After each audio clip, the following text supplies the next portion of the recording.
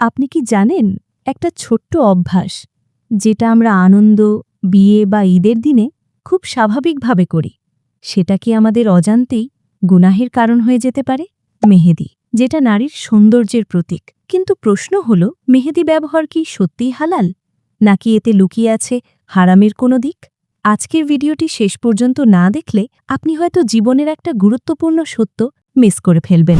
আজকের ভিডিওতে আপনি জানবেন মেহেদি ব্যবহার সম্পর্কে কুরআন ও হাদিস কি বলে, কোন ক্ষেত্রে এটা হালাল আর কখন এটা হারামের দিকে চলে যেতে পারে। আমরা দেখব একজন সাধারণ নারীর বাস্তব জীবনের গল্প, ইসলামের দৃষ্টিতে এর সঠিক ব্যাখ্যা এবং এমন কিছু ভুল যেগুলো আমরা না জেনেই করে ফেলি। চলুন শুরু করি একটি বাস্তব গল্প দিয়ে।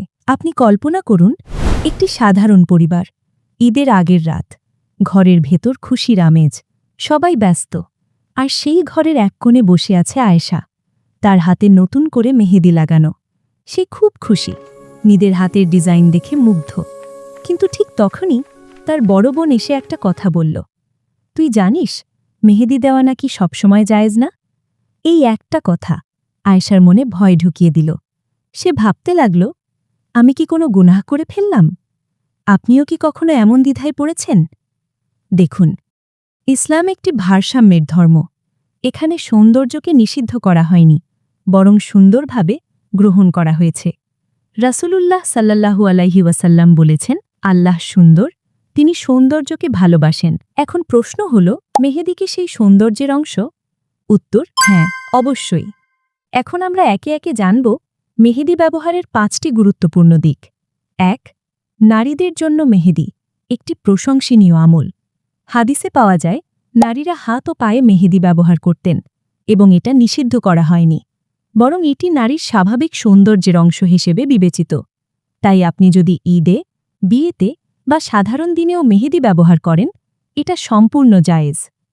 আয়েশা রাদিয়াল্লাহু আনহু সূত্রে বর্ণিত, তিনি বলেন, এক মহিলা পর্দার আড়াল থেকে একটি কিতাব হাতে নিয়ে রাসূলুল্লাহ সাল্লাল্লাহু আলাইহি ওয়াসাল্লামের দিকে বাড়িয়ে দিল।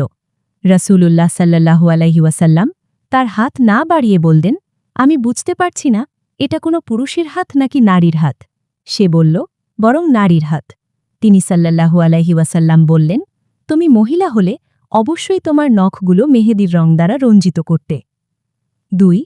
পুরুষদের জন্য নিয়ম ভিন্ন। এখানেই অনেকেই ভুল করেন। পুরুষদের জন্য হাত পায়ে মেহেদি দেওয়া ঠিক নয়, কারণ এটি নারীদের সাথে সাদৃশ্য তৈরি করে।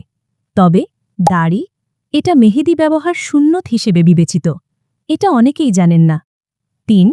মেহেদির ডিজাইন, এখানেই লুকিয়ে আছে বিপদ। আপনি হয়তো ভাবছেন, আমি তো শুধু মেহেদি দিচ্ছি, এতে সমস্যা কোথায়? কিন্তু একটু ভাবুন, যদি সেই ডিজাইন অশ্লীল হয়, যদি তা অ-ইসলামিক কোনো চিহ্ন বহন করে, তাহলে সেটি হারামের দিকে চলে যেতে পারে। 4. নামাজের ক্ষেত্রে সমস্যা হয় কি? অনেকে ভয় পান, মেহেদি দিলে কি অজু বা গোসল হবে না? সত্যটা হল, প্রাকৃতিক মেহেদি ত্বকের ওপর স্তর তৈরি করে না, তাই পানি সহজেই ত্বকে পৌঁছে যায়। এতে নামাজের কোনো সমস্যা হয় না। 5. নিয়ত, সবচেয়ে গুরুত্বপূর্ণ বিষয়। ইসলামে প্রতিটি কাজের মূল হল নিয়ত। আপনি যদি মেহেদি ব্যবহার করেন অহংকার দেখানোর জন্য বা অন্যকে আকর্ষণ করার জন্য, তাহলে সেটি গুনাহের কারণ হতে পারে। কিন্তু যদি আপনি এটি করেন স্বাভাবিক সৌন্দর্যের জন্য বা স্বামীর সন্তুষ্টির জন্য, তাহলে এটি একটি ভালো কাজ হিসেবেও গণ্য হতে পারে। দেখুন, আমরা অনেক সময় ছোট্ট ছোট্ট বিষয় নিয়ে ভয় পাই, আবার অনেক বড় ভুলকে হালকাভাবে নেই। মেহেদি, এটা নিজে সমস্যা নয়। সমস্যা হল আমরা কিভাবে, কেন এবং কোন উদ্দেশ্যে এটা ব্যবহার করছি। ইসলাম কখনো সৌন্দর্যকে থামায় না, বরং সেটাকে সুন্দরভাবে পরিচালনা করতে শেখায়।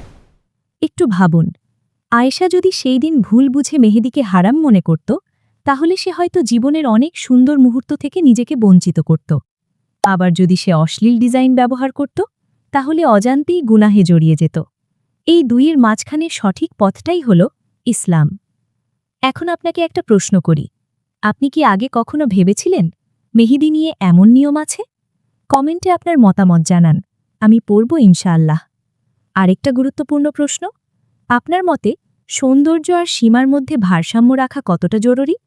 কমেন্টে জরুরি লিখে জানান যদি আপনি একমত হন।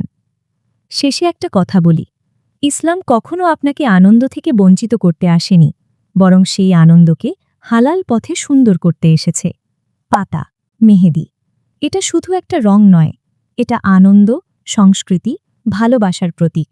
কিন্তু মনে রাখবেন, প্রতিটি কাজের মতো এটাও যেন আল্লাহের সন্তুষ্টির মধ্যে থাকে। তাহলেই আপনার ছোট্ট কাজটাও ইবাদতে পরিণত হবে। আপনি কি জানেন, মেয়েদের সাজগোজের কিছু বিষয় আছে যেগুলো আমরা হালাল ভাবি, কিন্তু আসলে তা গোপনে হারাম। পরের ভিডিওতে আমি এমন 5টি বিষয় তুলে ধরব যা জানলে আপনি অবাক হয়ে যাবেন। তাই এখনই চ্যানেলটি সাবস্ক্রাইব করে রাখুন, কারণ আপনার জানার বাকি আছে আরও অনেক কিছু। আপনি যদি এই ভিডিও থেকে কিছু নতুন শিখে থাকেন, তাহলে অবশ্যই শেয়ার করুন, কারণ আপনার শেয়ারে অন্য কারো হেদায়েত হতে পারে। সাদা ভালোবাসা।